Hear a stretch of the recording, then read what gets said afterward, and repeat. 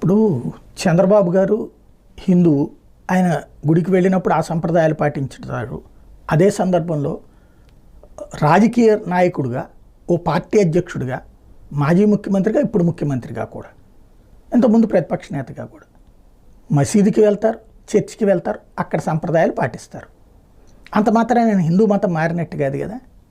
అట్లాగే జగన్మోహన్ రెడ్డి క్రైస్తవుడు, గుడికి వస్తారు, మసీదుకి వెళ్తారు, అంత మాత్రం నేను మతం మారిపోరు కదా.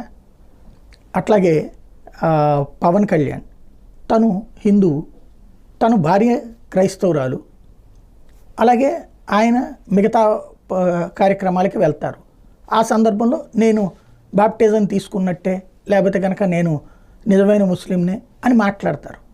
అది అంటే ఆ మతానికి సంబంధించిన వాళ్ళ పట్ల మనకున్న గౌరవాన్ని ఎక్స్ప్రెస్ చేసే అంశమే తప్పించి ఆ మత